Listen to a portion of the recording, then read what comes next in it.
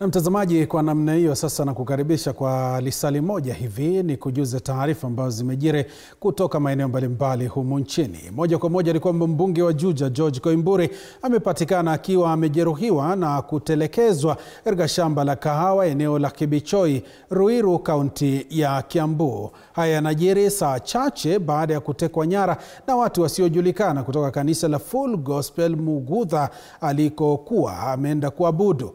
Kwa sasa anaendelea kupokea matibabu katika hospitali moja hapa Nairobi. Idara ya DCI hata hivyo ilikanusha madai ya kumkamata mbunge huyo, huku ikisema kuwa bado anatafutwa kwa ubadhirifu wa pesa za NG-CDF.